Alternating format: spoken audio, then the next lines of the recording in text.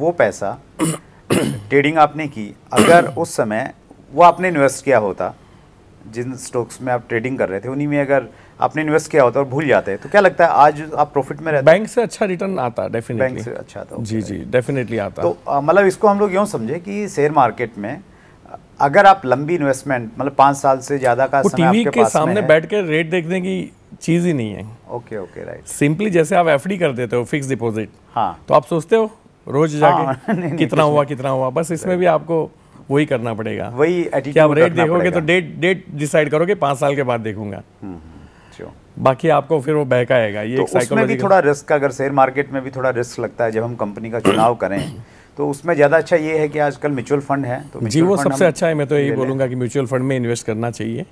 जो लोग ज़्यादा स्टडी करते हैं, इन्वॉल्व होते हैं, वो बात अलग है कि वो लोग कर सकते हैं, लेकिन 80-90% लोगों को तो म्यूचुअल फंड में जाना चाहिए। चलिए आगे बढ़ते हैं। जी सर।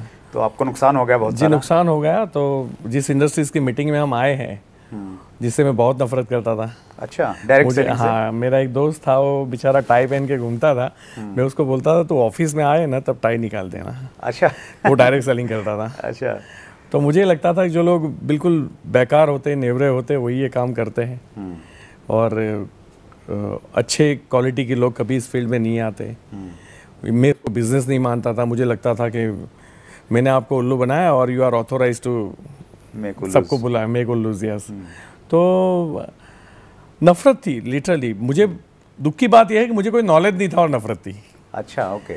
और आज हमारे देश में 90% लोगों की हालत यही है, उनको जानकारी उनको पता ही नहीं है कि डायरेक्ट सेलिंग क्या है, और फिर वो नफरत करते हैं। तो मैं उनमें से एक था। तो मजबूरी, मतलब मरता आदमी क्या ना करता, वो वाली पोजीशन थी। तो लोगों ने बोला कि दोस्तों ने इंसॉल्वेंसी डिक्लेयर कर दे, लेकिन मैंने बोला नहीं, जब तक जिंदा हूँ मैं पैसे चुकाना चाहूँगा। अच्छा, बैंक के पैसे? हाँ। तो क्योंकि अब इतना पैसा, हमारा कोई बैकग्राउंड से हम थे नहीं, तो प्रॉपर्टी भी सेल करो तो उस वक्त प्रॉपर्टी के इतने रेट नहीं थे, 8-9 की बात है। राइट। तो तब जो है एक यही दोस्त मुझे बॉम्बे लेके गया, कुछ कमाए हुए लोगों को मैंने देखा। एक अंकल थे, बोले मेरी इनकम 2 करोड़ है। तो मुझे इतना गुस्सा आया कि ये आदमी झूठ बोल रहा है। तो मैंने इनकम प्रूफ मांगे। जनरली लोग क्या है, सुनते हैं, हॉल के बाहर जाके बोलते हैं फेंक रहा है। मैं बोलता हूँ कि आप ऐसा मत बोलो कि फेंक रहा है, आप क्रॉस चेक करो ना उससे।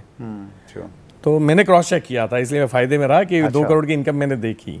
हाँ, अच्छा। मेरे इनकम टैक्स ने उससे प्रूफ लिया और मेरे सीए के थ्रू मैंने वेरिफिकेशन भी करवाया। Okay, very good. और फिर मुझे लगा कि ये बिजनेस में पैसा है, पहली बात तो ये है। अब मैं बाय बॉर्न एथिकल रहा हूँ, मतलब मुझे कभी भी ये नहीं लगा कि मुझे गलत तरीके से पैसे कमाने चाहिए। अच्छा। यानी कि अगर मैं तकलीफ में हूँ या नहीं हूँ, दोनों कंडीशन में मैं अपनी ट्रैक नहीं छोड़ूंगा। अच्छा। तो मैंने उस बिजनेस में वो नहीं देखा था कि मुझे सिर्फ फायदा होना चाहिए, मैंने देखा किसी को नुकसान नहीं होना चाहिए। राइट। तो मेरी फर्स्ट कंपनी थी वो बाइनरी थी, 2009 में मैंने स्टार्ट की। और 3-3.5 साल मैंने उस कंपनी के साथ एसोसिएशन रहा मेरा बाइनरी में। फिर आप जानते हो कि जैसे बाइनरी में जब आपको कमीशन तगड़ा देना होता है तो प्रोडक्ट की कॉस्टिंग जो है वो एवरेज महंगी होती है। राइट। तो महंगी प्रोडक्ट मुझे लगी कि वर्थ नहीं है या महंगी है, दैट्स वाई मुझे कुछ सालों के बाद लगा कि मैं ठीक काम नहीं कर रहा हूँ। अब उसके पीछे भी लंबी कहानी है, लेकिन अभी मैं शॉर्ट में निपटाता हूँ कि मैंने उस कंपनी को छोड़ा। सेम कहानी सर, एक हमारे साथी आए थे मोहित सरदाना जी, उनकी सेम स्टोरी थी। वो एक कंपनी में 8 साल तक काम किए जी। और जब उनको लगा कि उस प्रोडक्ट की एक टाइम वैल्यू थी, लेकिन आज वैल्यू नहीं है, आज उसकी जो प्राइस है वो जस्टिफाई नहीं है जी। तो उन्होंने एक बड़ा डिसीजन लिया कि मैं अब इस कंपनी के साथ में काम नहीं करूँगा, और वैसे ही आपका रहा जी। और मैंने उस कंपनी में 1.5 करोड़ रुपए कमाए। अच्छा। मेरी उसमें highest income 11 lakh per month से थी। ओके। और फिर मैंने उस कंपनी को छोड़ा। तो मेरी सारी टीम बोल रही थी कि सर आप गलत कर रहे हो। तो मैंने बोला अब मैं लोगों को भरोसा नहीं दिला पाऊंगा, क्योंकि मुझे भरोसा नहीं रहा। आपकी कौन सा? हमारा मेन जो मेरा स्ट्रॉन्ग साइड है वो स्टेज है, और स्टेज के ऊपर से मैं अगर लोगों को भरोसा नहीं दे पा रहा हूँ तो बात खत्म हो जाती है, बिजनेस डुप्लीकेट नहीं होगा। तो मैंने फिर छोड़ा और वापस 6 महीने मैंने ट्रेडिशनल बिजनेस किया। फिर उसमें काफ़ी सारे चैलेंजेस आए। अच्छा। कस्टम, वेट वाले आदमी अच्छे मिलना नहीं मिलना, उधारी, आफ्टर सर्विस। राइट। फिर चाइना से जिस ब्रांड को हमने प्रमोट किया इंडक्शन स्टोव और कुछ और था, आरओ वाटर प्योरीफायर। तो वो बोले कि हमने ये डाई बंद कर दी है। अच्छा। तो हमने सोचा यार इससे तो वो अच्छा था।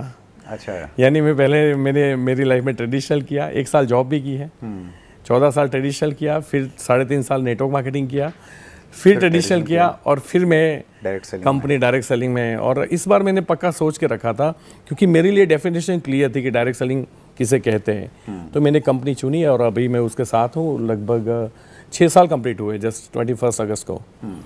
और 6 साल में अच्छा कमाया मैंने, 6.5 करोड़ से ज़्यादा मेरी ग्रोस इनकम है। और महीना 15 लाख आता है। जगुआर खरीदी है इससे। तो ये दैट्स ग्रेट, यही इस इंडस्ट्री की ताकत है सर जी। अगर आपने अभी तक chat with Surendra Vats channel को सब्सक्राइब नहीं किया है तो अभी सब्सक्राइब करें और बेल आइकन दबाना ना भूलें, जिससे आपको आने वाली सभी वीडियोस की अपडेट सबसे पहले मिले और हमारी किसी वीडियो को मिस ना करें। वीडियो को ज्यादा से ज्यादा शेयर और लाइक करके अपना प्यार जरूर दें।